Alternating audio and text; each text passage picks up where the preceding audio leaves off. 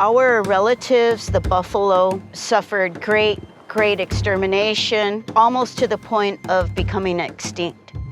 When the buffalo were removed off of the landscape, that caused a direct loss of balance on the earth, the grass, the soil, the trees, the water, that directly affected Indigenous people. The buffalo are everything to me, just as they were to my ancestors. At one time, the buffalo were our food, our shelter, our religion, our examples of governance. And today, we get to live in that way of life once again.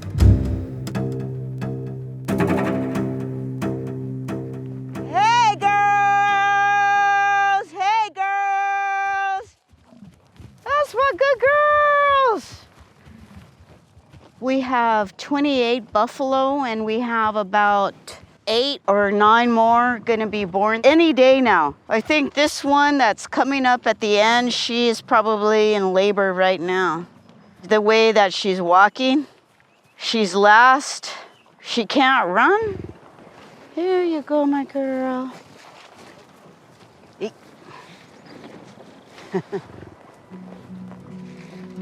My name is Lucille Contreras, and I am the CEO and founder of Texas Tribal Buffalo Project. Them are real buffalo, y'all. We are currently in Welder, Texas, which is in the heart of Lipan-Apache territory, south central Texas. Since the early 1800s, buffalo have been removed from this landscape. We know that buffalo numbered in the millions, up to 80 million is the estimate right now. And if you consider even 1 million on this landscape, you realize it would have looked completely different. Buffalo are one of the keystone species that keeps our world, our beautiful earth, in balance. The buffalo's removal off of the landscape from the northern plains to the southern plains, that resulted in the Dust Bowl. That resulted in the overgrazing of beef cattle onto the plains, changing the biodiversity. In the short amount of time that I have been living here with the buffalo, I've seen the interconnectedness of the buffalo and all life connected to the buffalo grow and expand and thrive.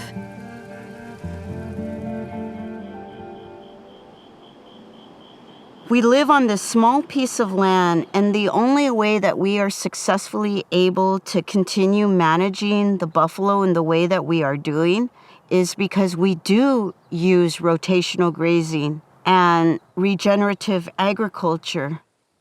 There's grasses on this side that were not on this side, and on this side that weren't on this side, but now that we have the buffalo doing their, rotation, they're actually taking the grasses that were here over there and vice versa.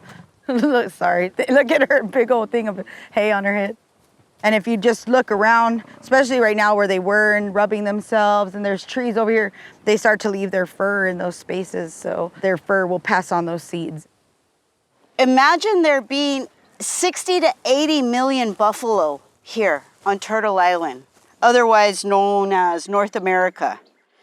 And as these buffalo walked, they would walk and rub against trees and leave long locks of fur. And within these locks of fur are seeds like this.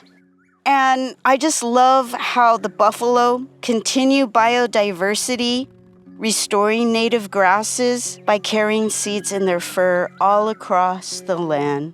They're so amazing. When we walk through the pasture that the buffalo have been on for only 4 years, one thing that I'm really so excited to see is native grasses coming back. Yeah, on the other side of the pond, wasn't there there was some more of that honeysuckle?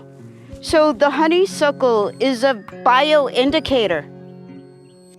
We're definitely noticing that there's a lot of bioindicators that show that The soil, the ecology, the microbes that the buffalo live on and have created are having a big effect on the land. They're improving the land. Some of the other bioindicators are honeysuckle, native Texas huisache, Texas agarita. These are plants that when they grow and they're healthy like this, it shows that the soil is healthy. There's my friend, the buffalo. And this is a native plant too, and holy buckets. We have seen so many amazing, beautiful birds and animals that won't dare go where the cattle are because it's all flat. And there's nowhere for these birds and other little animals to hide and live in. And so the buffalo, they don't graze flat and everything level. As they graze, they walk around and they move and they eat. And so they leave these big clumps of grass that become an entire habitat in their own selves. It's just beautiful.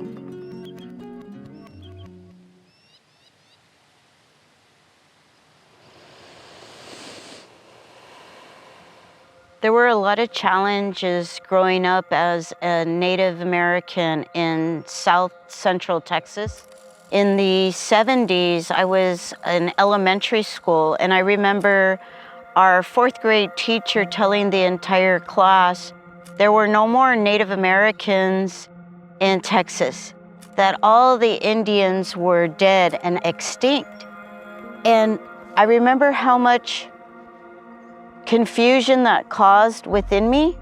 We have for generations had to hide in plain sight and assimilate into a larger Mexican-American culture for survival. Our people have been so disconnected from so many of our traditional ways because of the loss of land, because of the loss of our language, because of the loss of our culture. When my father told me, mi mamá siempre decía, somos Apache, it was like a switch in my life, a switch in my spirit. And from that day on, I've been connected to where I come from, where I'm going, and who I am.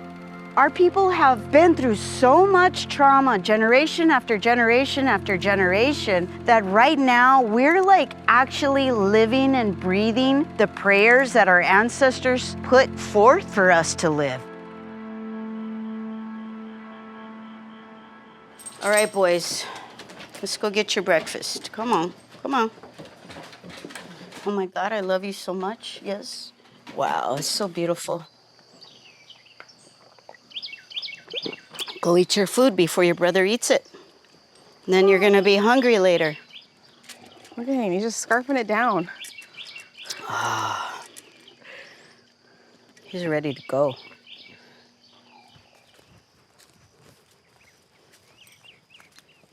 This way, let's go this way. Oh, this is wild honeysuckle. Oh, wow. It's beautiful. Look at it. Little relative. So delicate and beautiful and strong, just like us, Indigenous people. I love it.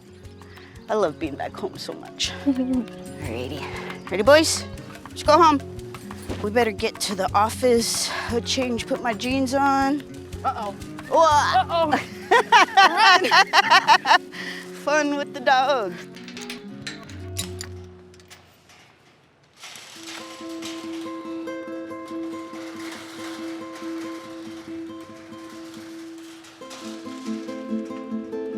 Okay, this pond usually is a lot fuller.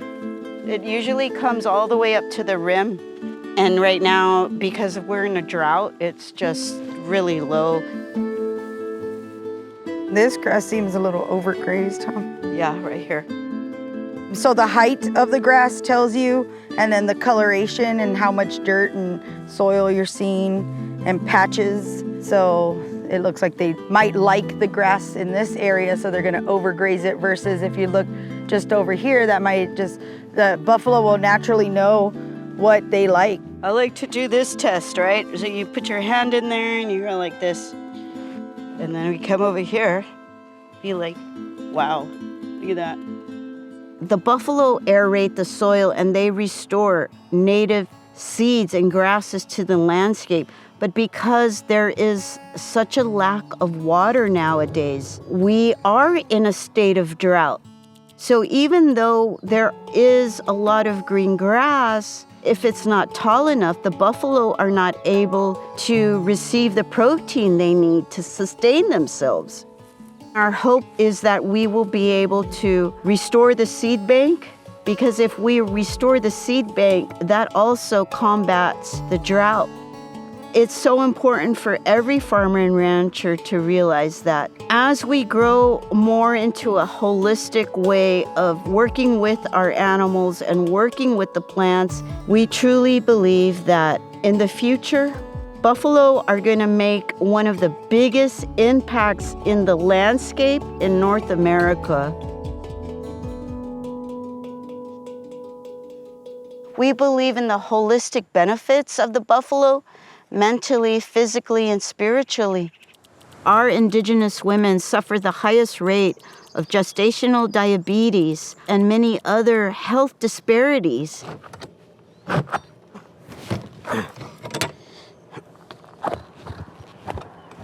Sarah, help! 1, 2, 3. Thank you. Meat for Mamas is a program where we deliver meat to Indigenous mothers in Texas as a way to combat the health disparities that have occurred in our communities as a direct result from the loss of our own traditional diets. 1, 2. Thank you. We get to deliver to 10 different individual mothers all throughout pregnancy and into postpartum so that we can have healthy mothers, healthy babies, and hopefully a future healthy buffalo woman from our Meat for Mamas babies. Lavender. She's got a good garden. Hey, we brought y'all a delivery. Oh my God. Hi, Jennifer. Oh my God, it's so great to see. Connecting to our food as a relative is an ancient concept. If we know where our food comes from, then we know best how we can help ourselves in the future. All the buffalo herds all over Turtle Island are matriarchal, meaning they are led by an older female buffalo. This older female buffalo is wise. She has experienced drought, and she still knows how to survive. No matter where you go across North America, every single herd is led by an older female buffalo. All the herds, as they're led by the older female, have younger females coming up, training, learning from the older aunties how to be good relatives, how to be good mothers, and how to care for the rest of the herd. Watching the buffalo matriarchy helps me to learn how to be a good leader, helps me to learn how to work with the other women in my team in a really good way. We don't have competition and we don't have ego. We have trust building. We have love, caring, and compassion for each other as relatives. That's what it is being a herd, being a people of the earth, is to be here for one another. And that's taught me how to be with Lucille, how to be with my wife, how to be with all of the women who we work together. Like, we're that main core of that herd. Lou had this vision, and she sees whatever she sees in us sometimes that we don't see in ourselves, and she just takes it, and she's like, yes, you, okay, over here, and over here, and over here, and then before you know it, it's like, oh wow, everybody's like in that right space, and that's exactly what the buffalo do. They push each other to where they need to be. That is, to me, true leadership. When the other women around me can step into their own true leadership roles, their own responsibility, and flourish and thrive for each other. That's what the buffalo do. They're all independently strong and powerful, and then together the herd cannot ever be stopped. I take a lot of leadership and guidance from the buffalo and how they live and how they walk and work with each other, and try my best to emulate that in my own life.